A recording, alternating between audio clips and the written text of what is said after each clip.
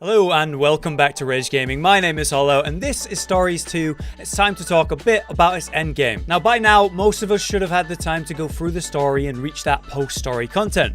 You might be wondering at that stage, what should you actually do? Or also very likely, you've been in that endgame for a little bit and maybe you're wondering if you've missed anything important. So you're fully prepared for our first content update that is right around the corner. It's literally next week. Myself, Rage and Cotton have been making different videos all to do with that endgame and there's tons of great resources that are a bit more fleshed out now, like the wiki pages to rely on. So hopefully this video can point you out at certain aspects of the endgame that you might want to consider and get you going with some of them. Let's begin with perhaps the biggest and most obvious important thing, your team building. Farming out eggs of specific monsters to form your personal ideal team, whether that's because you just love those monsters or you love the stats and specific powers they bring. It's obviously going to be something we're all doing. Once you actually have the monsters you want, there's the next level of it, where you're going to want more of those specific monsters so you can get more of their unique skills and use the right of channeling to upgrade their genes and make them more powerful. The max level we can upgrade a gene to is 2 stars currently, so thankfully it's not going to be too bad, but getting specific skills from different monsters to slam into your team is probably going to be the biggest part. If you aren't aware, there's a great resource in-game to check every gene you've seen so far. It's in your notebook. When we're looking in this list of genes you found, you can see on the right side of each gene where you've seen it, which monster actually had it. That way you can identify which monster eggs you should be targeting. If you are aware of which genes you want to go for, you can easily search up the large or even extra large versions online and find the source for them if you've not seen it before. Rage has a great video about what he considers the 5 strongest and universally best genes to consider. So absolutely check out his video if you're not sure which genes are strong and which you should start with. But a super general overview is the main damage element of the monster you're looking at in extra large is something you're going to want. Genes for kinship builders and of course divine blessing for damage reduction, those should be considered for every monster you have to get you going. At very least, Rage has lots of good advice in that video that should get you started in a strong position, so definitely check it out. Now with all that farming eggs you've likely been doing, you may have made great progress on your monster and MONSTER-PEDIAS by now. If you aren't aware, it's like a Pokedex. We can fill out a whole collection of every monster in the game and even get some rewards for it. A sort of mini quest line that you'll progress as you gather your collection is available in Lucion. It's near the Layered Smith area, challenging you to reach specific breakpoints in your monster and MONSTER-PEDIAS, rewarding you with stims and bottle caps at say 50%, 80%, 100% and other breakpoints. I found myself tied up a bit in this. I've managed to gather almost every Monstie. I have just a few left now, and my MONSTER-PEDIA is coming along well too, but it's a bit of a pain because many versions of the same small monster come in different colors, right? There's green, yellow, blue, and so on. I would say this is definitely a major endgame for say Pokemon players, and it certainly seems the same here in Stories. How close are you to finishing yours? Moving on then, here's an important one. Builds. A major endgame aspect of the main Monster Hunter series, and it's certainly a thing here in Stories as well, just a bit simpler and easier. There's 2 sides to it, I would say. There's your player's build, and then your Monstie party. With your player, you have your weapons, armor sets, and talismans. The weapons probably come down to a personal choice of the 3 different types,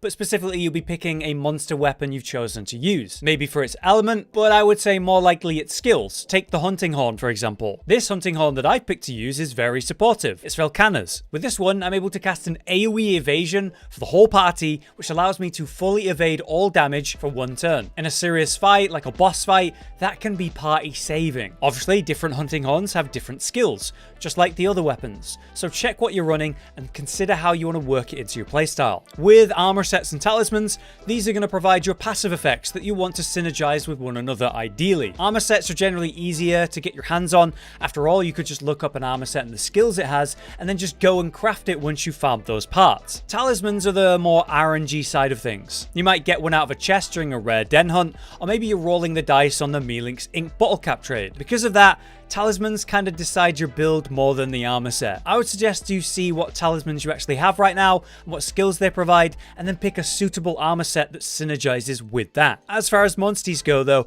it's a bit more personal, but I'd say there's 2 main types. Specialized Monsties and versatile Monsties. Specialized is basically each Monstie serving a very clear purpose. I have Nergigante as my heavy hitting power type. I have Bloodbath Diablos as my sort of super tanky speed type. It's very predictable predictable, but works great in PvE. In PvP though, that's not going to work as well. I would say a set of versatile Monsties that have surprise attack types is going to be harder to predict and therefore stronger. But when it comes to PvP, let's talk about it. It's a bit of a niche and perhaps a less popular side of the game. It can be daunting to jump in and face an actual player who might have an awesome team and knows exactly what they're doing. But right now, we are all new, right? So I'd recommend you guys just give it a try. You won't lose anything other than maybe pride, but you could end up having a lot of fun. PvP plays out totally different to PvE. And with that, your team needs to be built in a different way. Like I said, it's super obvious when you're running your PvE team and making clear changes based on attack types or elements or whatever. But if you have a Monstie who's actually able to perform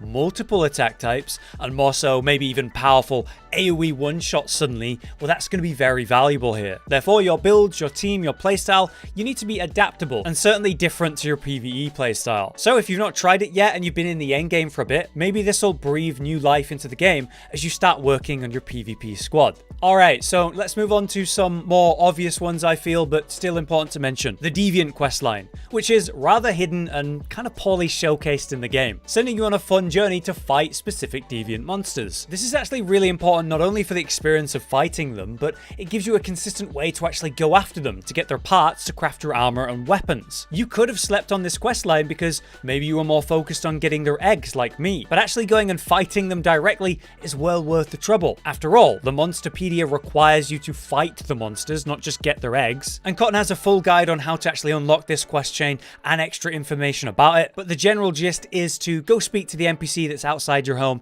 in Mahana Village, who will appear after you've actually completed the main story. You'll be sent to go speak to the clerk in Lulusian, who will provide you with the quest to go out and hunt the Deviants, which will then also appear as subquests and co-op hunts. Though she does require you to have completed her earlier questline, which you'll be able to pick up during the story when you first came to this village.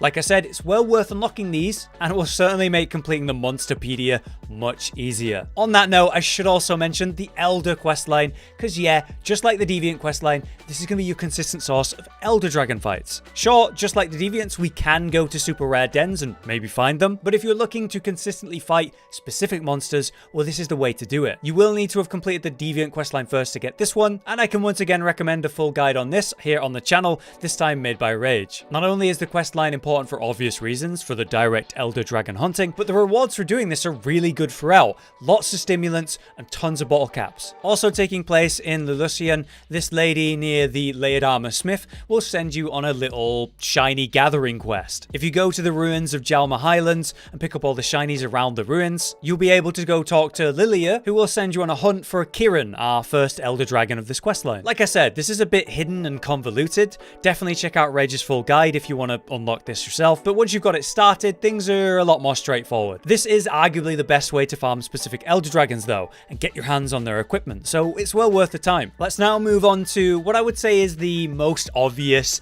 main endgame activity that was directly created for players to do at endgame, the Elders Lair, meant to challenge you by sending increasingly hard fights as you go through this gauntlet, until eventually you face off against the final boss. Without spoiling, people actually refer to this fight as the true final fight of the current endgame, so definitely do it. Though sweet, the experience is a little short, but thankfully it does extend into the next point, the special Elders Lair. This is the hard mode version of the lair system, which should be a real challenge, buffing up the stats of all the monsters you're fighting to be much more deadly. And naturally, because of that, it's going to be a lot less forgiving than the original lair, so hopefully it'll be something that you have to work to overcome as you progress your team, gather XP, and form a stronger build. On the bright side, the special Elders Lair is actually the source of the best XP farm in the game. So if you're looking to power up new Monsties on your team, this is how you want to do it. As it turns out, you could get a Monstie from level 1 all the way to level 46 from defeating just the first Bullfango in here.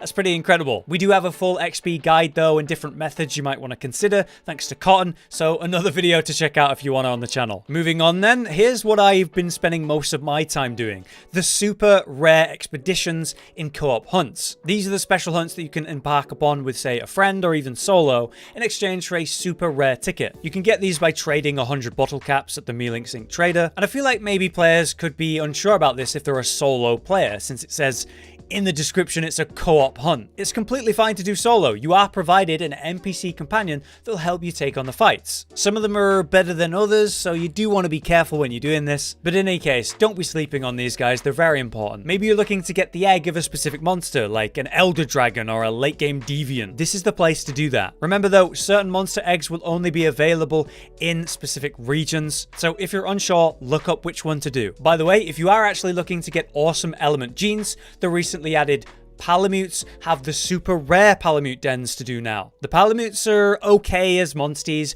but their genes are top tier and pretty much the best source for many. Finally then, my last point. Whether or not you're desperate to finish everything you can in stories, I definitely recommend you finish the important subquests. You don't need to finish all of them, it's just a very good idea to go through and check the rewards of each of the ones you've not yet done. You see, many of these subquests actually reward important crafting recipes, which let you craft the all-important items you'll be using in tough battles, and even more importantly, literally unlock new abilities for your weapons. Examples of that would be evasion for the hunting horn or block for the greatsword, abilities you absolutely need to have at the endgame. Mostly these are easy to complete, providing a challenge like facing a named creature in its den in a set location. If you hover over the quest, it'll show you which region to go to on the right and probably provide extra details about which specific area to go to in the quest description. So do not sleep on these, it's a great source of money as well as getting all those important unlocks. But there you have it. Those are the 10 things that I think you want to have done and kind of experience before this update next week. Having your crafts unlock, having a nice strong team you're happy with, having a suitable PvE build will be the most important things to work on in prep for Kulve, but it's also a good idea to just get some leveling under your belt. As it stands, we have no idea what level is expected for that update. If there's anything you think should be added to this list, be sure to drop it in the comments, you might help someone, and hit like if this video was helpful in any way. Either way though, I hope you guys are still having fun with stories and are looking forward to its first quest update. Until next time, I've been Hollow, you've been you, thanks for watching. Josh, Cotton, and Hollow with the videos, dropping the humor like a hammer on your tippy toes, bringing entertainment on a daily arrangement to take our insanity and turn it into entertainment. Yes, I said entertainment twice, to reiterate that it is nice to look into your faces on a mostly daily basis when you let us in your homes to make the whole world a stage. Goodbye.